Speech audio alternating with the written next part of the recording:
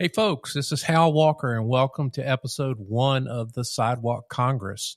The Sidewalk Congress are people just like me and you that love this country, may not care too much for the lefties and may not care too much for the Republicans either. There's just flat out too much government going on. Today is July the 15th, 2024, and we are 2 days post-Trump. 2 days ago, a vicious attempted killer tried to take out President Trump. And it's quite troubling because when you look at things, we had the Secret Service there allegedly protecting him. The shooter was on a building about 150 yards away. And if you know anything about long rifles and scopes, that's a shot most people can make that have any experience with that type of weapon. Yet the Secret Service wasn't watching that building. They weren't perched on that building, but it was still close enough to reach President Trump, grazed his head, and unfortunately killed an individual and injured a couple others. But we're going to go into more detail on that as facts emerge. We don't want to talk too much about innuendo and rumors, but there is great concern because when an attack like that takes place on the Secret Service's watch, they don't investigate it, which is probably best, being their director came from PepsiCo.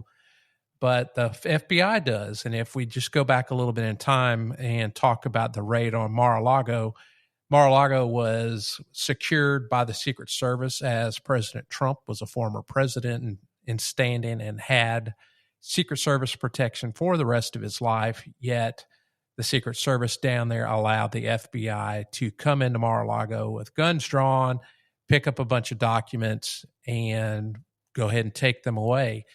But what's funny about all this, if you look at the White House today, which is secured by the Secret Service, if the FBI had to go into the White House maybe to investigate some cocaine found in there, or maybe Hunter has been up to no good in the White House, they would have to leave their guns outside. The Secret Service would not let them take their guns into the White House, although they let them take them into Mar-a-Lago. So we're going to skip ahead right now. The reason why evil raised its head and attempted to kill President Trump is because they're scared. Since the mid-1990s, evil has taken over the United States, specifically the government, specifically the lawmakers. Back in the mid-90s, we had a Democratic president, we had a Democratic House, we had a Democratic Senate, and all kinds of things happened. And essentially, they've taken God out of our everyday activities, our everyday governments, and replaced it with things like the June LGBTQ Pride Month, a whole month to celebrate that, instead of, Christians celebrating anything. Those things have been taken away from us. You can have Christmas trees, but you can't have manger scenes. And just evil has taken over this country, and it's time to fight back, folks. But the reason they're scared is bumbling Joe Biden. Joe Biden, the kid sniffer extraordinaire, about 2 weeks ago had his first debate with President Trump, and he looked awful. He looked pasty. He looked like they just sat him up out of a casket. He was stiff. He didn't look around. He didn't look at the camera. He didn't acknowledge President Trump. And he spent most of his time babbling and bumbling through his answers and looked really bad. In fact, since then, many of his colleagues on the Democratic side have sought to replace him, sought to have him step aside. And we're going to look at a few things today. We've got some recordings of some bumbles that he has made that a lot of people may think are not a big deal, but it all adds up, and it gives us great concern as to what we have sitting over there right now. Some statements that came out earlier in the week talked about Joe going to bed early at night and how he's got a staff and they take care of him and things like that. Well, what if he gets a call at 12:30 at night or 2:30 in the morning and the Russians have launched some missiles? Who's going to make those decisions? Is it going to be bumbling Joe, or is it going to be his staff? So here's the first clip we have. This one's kind of funny. Joe, has called himself a black woman. So y'all listen to this.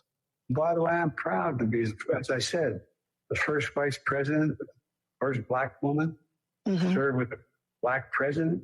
I'm proud of the role of the first Black woman in the Supreme Court. There's just so much that we can do because together there's nothing. Look, this is the United States of America. The United States of America. That's how Joe tends to close out his comments. It's almost like he has run out of something to say, and that's his catch-all phrase. But now we're going to switch to one of the latest phrases that we got from Joe. He did a press conference not long after the debate, and it had to do with closing out the NATO conference. And this one's a good one. Listen to what he says about President Trump. Speaker Pelosi made a point of suggesting that your decision on whether to stay in the race was still open. George Clooney and a handful of lawmakers have called on you to step aside. Reuters is reporting tonight that UAW leadership is concerned about your ability to win. UAW just endorsed me, but go ahead. Thank you. My question for you is, how are you incorporating these developments into your decision to stay?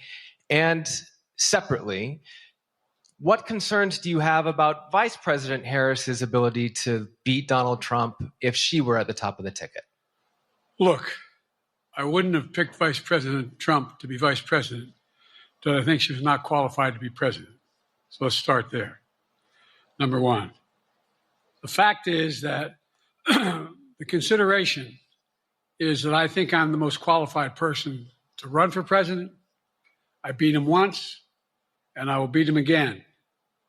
Secondly, the idea, I served in the Senate a long time.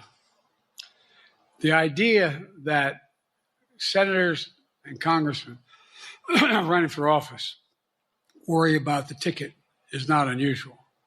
And I might add, there are at least 5 presidents running or incumbent presidents who had lower numbers than I have now, later in the campaign. So there's a long way to go in this campaign. And so I'm just going to keep moving. And because, look, I got more work to do. We got more work to finish. There's so much, we've made so much progress. Think about it. Think about where we are economically relative to the rest of the world. Name me a world leader who wouldn't want to trade places with our economy. We've created over 800,000 manufacturing jobs, 1.5 million. So things are moving. We got more to go. Working class. Folks, Joe is all over the place. He's talking about one thing, then he's talking about something else, and he closes out with the economy. He thinks it's going good, folks. How's your grocery bill today? Mine's not real good. Interest rates are awful. Inflation's bad, but Joe seems to think things are going well. And, he started off that recording with referring to his vice president as President Trump. This is the guy that's out there making major decisions. At one point, we were the leader of the free world. I don't necessarily think so anymore. And when you look at the news, there's a lot of countries out there that are endorsing Joe. And, Joe talks about, nobody likes Trump. Well, the reason none of those countries like Trump is because when he was in there, he went to each and every one of them and said, hey, all you NATO partners, it's time for you to pull your own way. Pay your own share. The United States is no longer going to be the sole funder of NATO. So here we are moving forward again, and we've got kids sniffing,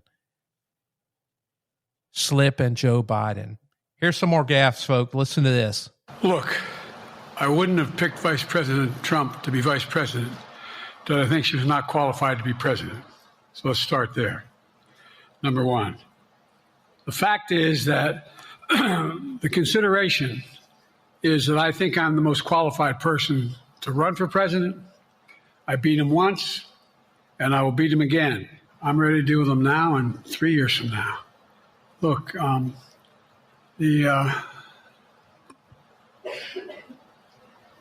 like I said, I'm dealing with Xi right now and direct contact with him.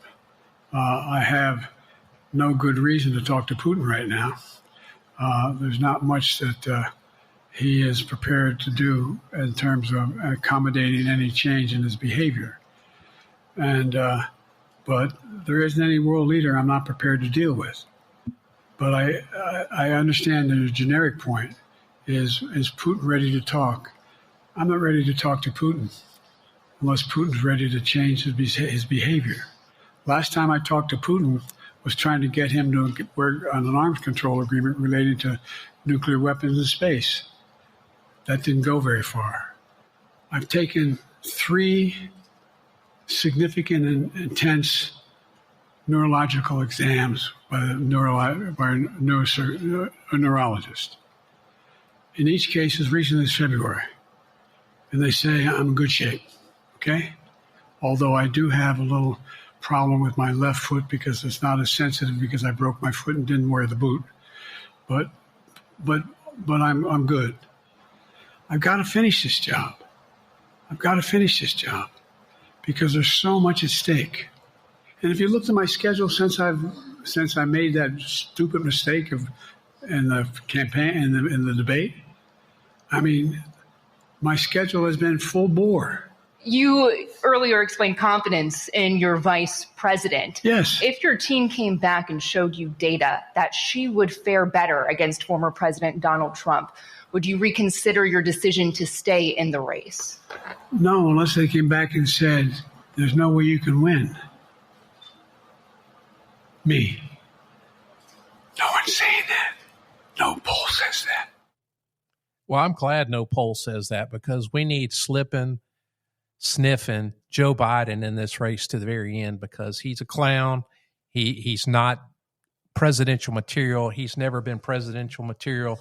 If you go back and look at the election where he was first made president, it was an ongoing joke for the years leading up to it. Where's Joe? They never brought him out. This was, 5-6 years ago. They never brought him out. He never came and spoke. He rarely did interviews. They used to joke that he was hanging out in his mama's basement. But now we've got him, and he's the leader of the free world, and he is a hot mess. When you look at him in these interviews, let alone does his thought process go from here, there, and everywhere, but he's also stiff. He's mechanical. He needs help getting on the stage. He needs help getting off the stage. And, there's just great concern as to where we are today and if we had a problem today, what that leadership would look like. Let's check out some more of his comments. As a matter of fact, I think it's less likely to cause that kind of conflict. I just think that there are other things on leaders' minds, and they respond to what's needed at the time. And look, nobody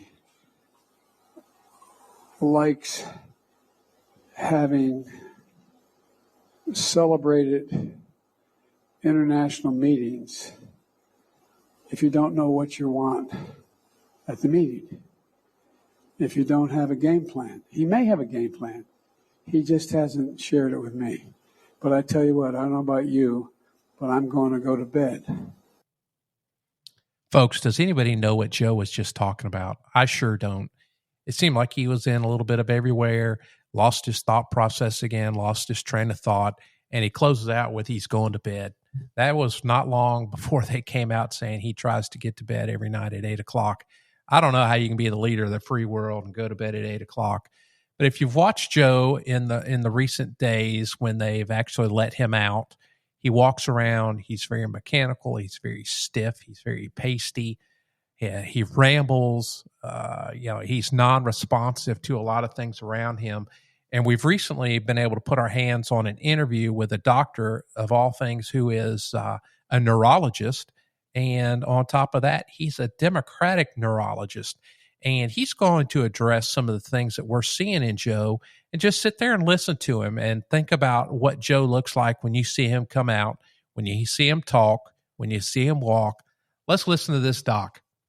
Those 8 White House visits by the Parkinson's expert. I'm joined tonight by Dr. Tom Pitts. He's a quadruple board certified neurologist. He sees patients with Parkinson's all the time. He diagnoses it. I want to be completely transparent here. You've never examined President Biden. From my knowledge, you've never even spoken yet to President Biden. Been in this room. And we're just going to use what we have so far, which is what we've seen, the president's interviews, and the information coming out of the White House. So my first question to you is, as somebody who's a neurologist, what you've seen from the president over the last 2 years, what you saw at the debate, the last few interviews, the way he speaks, the way maybe he walks. Have you noticed anything that gives you a red flag as a doctor? Oh, yeah. I see him 20 times a day in clinic. I mean, it's ironic because he has just such classic features of neurodegeneration. I mean, word finding difficulties, and that's not, I couldn't find the word. That's from degeneration of the word retrieval area. He's also overcome stuttering, though. Could that be part of that, too? No, this is not a palatal issue or a speech discrepancy, which is very different from a lemino dysfunction, actual word retrieval, where you pick a similar question or talk around the issue, plus the rigidity, monotone voice. Wait, go back to that, the rigidity. What do you mean? Rigidity, loss of arm swing, standing up lordotically. You notice when he turns, it's kind of end block turning. It's not a quick turn. So that's one of the hallmarks of Parkinsonism is rigidity and bradykinesia, slow movement. And he has that hallmark, especially with the low voice that said was a cold hypophonia. A small monotone voice like this over time is a hallmark of Parkinsonism. I could have diagnosed him from across the mall. Here are some of the symptoms from Parkinson's. We just had them up there on the screen. If we can put them back. What about the movement? Some people have pointed out the way he walks. Sometimes it's not very fast, small steps. Is that something that is common in people who are battling a disease like Parkinson's? Yeah, it's a hallmark. Shuffling gait, we call that, so little steps. Loss of arm swing from the rigidity. When we walk, we have a nice cadence. You notice he doesn't really swing his arms. And end block turning, meaning he kind of pivots around his foot. If you said, hey, President Biden, he wouldn't go like this. Yeah. But I also know, tell me if I'm wrong here, it's very hard to diagnose Parkinson's, isn't it? It's not simple. I mean, I've heard that it can be. It's one of the easier movement disorders to diagnose, actually. Right, but it's so clinic. There's very little other. And I'm a Democrat. I always say about this. Right. It's just like this guy is not a hard case. But I've had relatives who have gone through neurological issues, and I've heard that sometimes Parkinson's is not very easy to nail. You have to take a lot of tests. It's early on. If you're just presented with like hallucinations, that could be a variety of things, or just the cognitive problems. That could be Alzheimer's versus Parkinsonism, and that becomes a little nebulous. But once you start manifesting the hallmark motor symptoms, right? Slow movement, rigidity, mass facies, hypophonia. I mean, if a med student did not pick Parkinson's on the test, they'd be remediated. So let me ask you, if you had, and I know you can't. You have no idea what happened in the White House, but a neurologist coming 8 times in 8 months, does that tell you anything? Is that, I mean, I know you're just sort of speculating here, but does that tell you anything or no? Well, I mean, I don't know if they're like the best of friends or something, but that's a very specific, he's a movement disorder. That's a subspecialist in exactly what he has. And there's very few young people, like a Marine Guard. Most people would be med boarded out for any type of movement disorder at a young age. Like if you had Huntington's chorea, early onset Parkinson's, dystonia, bad essential tremor, you're usually med boarded out. So I highly doubt there's. What does that mean, med boarded out? I mean, the military would not let you, if you have seizures, for example, you cannot usually be in the military. That is, you are. So you're saying you don't necessarily believe, and they're not saying this, but they said there's thousands of military members that go to the White House that are treated there for health reasons. Yeah. You're not buying that that's a random military person. No, that would be very odd to just see a random movement disorder case at the White House, especially a young guard. There aren't many young people that have movement disorders that could be in the military. And then, a lot of people have called for a cognitive test. What exactly would that entail? What does that mean? Now, that's the key, because word finding retrieval doesn't necessarily mean you don't know what you want to say. What I cannot comment on is his ability to make good decisions. His motor symptoms are degenerating. He has Parkinsonism. That is a fact. He has degeneration of the brain. Show me the MRI. Show me he doesn't. Put your money where your mouth is. He definitely has it.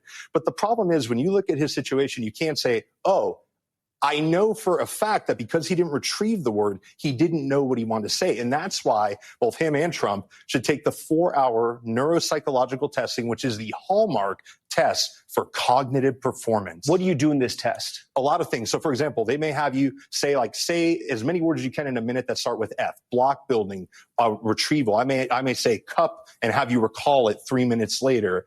Trail drawing. These are done with a professional PhD in neuropsychology. Has nothing to do with psychiatry. And we can tell if you have vascular. It's 4 hours long? 4 hours. It's a full day. We tell people bring a snack. It is a full day. And so not the MOCA, which was a bedside test that President Trump took.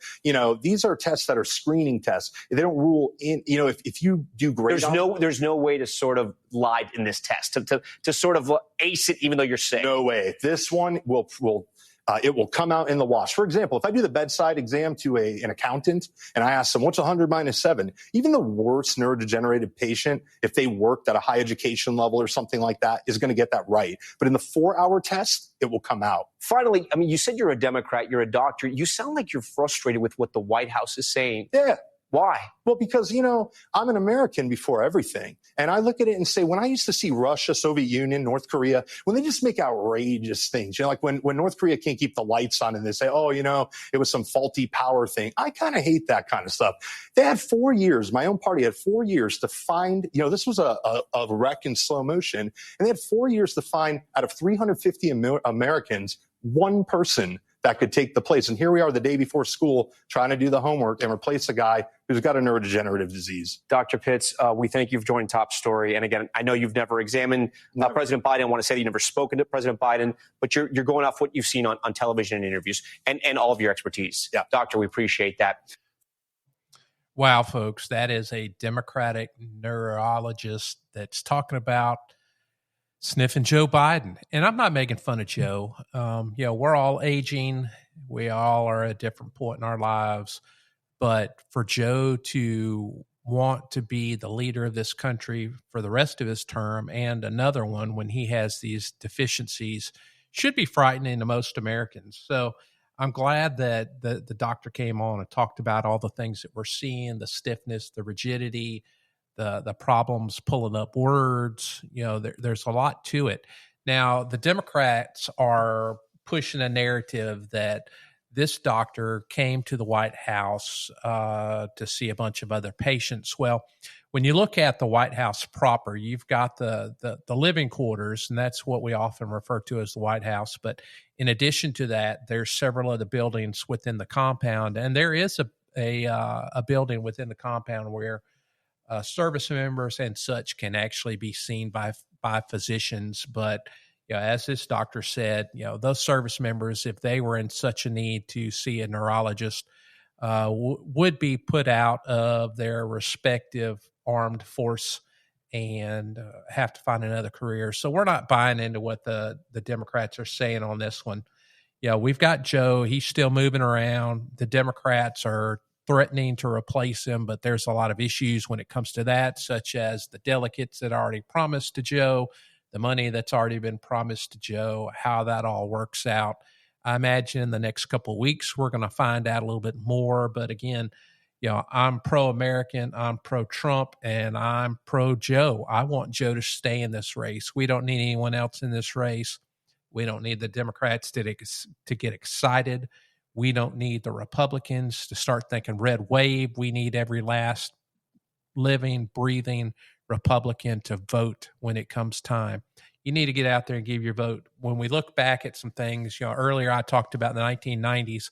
Well, during that time, they passed the Motor Voter Act, which allowed states to issue voter registration cards to illegal immigrants that sought to get photo IDs. So imagine what's been happening since the mid-90s when states that are favorable to illegal immigrants have the ability to do so. So we need to get every last person out to vote so we can cancel out those illegal votes. There's currently an act in front of the Congress, which probably will not pass, which would prevent that type of voting to happen. But again, they are going to fight tooth and nail to maintain the evil that they've established. They are afraid to lose it. And we're going to close out with the last comment from Joe. It comes from our recording of the debate, and it's kind of funny. It's a good way to close this out. Thanks for joining us today, folks. This is episode 1 of the Sidewalk Congress. I am Hal Walker. We are thrilled that you joined us today. We ask for you to please check back. Once we have some more information about the actual attempted assassination of President Trump, we're going to bring that to you. We are just common, everyday people like you. We want to get this word out to you. We are not part of the swamp. We are the Sidewalk Congress. Here's Joe. Make sure that all those things we need to do, child care, elder care, making sure that we continue to strengthen our healthcare system, making sure that we're able to make every single solitary person eligible for what I've been able to do with the COVID with dealing with everything we have to do with. Look, if we finally beat Medicare. Thank you, President Biden. President Trump? Well, he's right. He did beat Medicare. He beat it to death.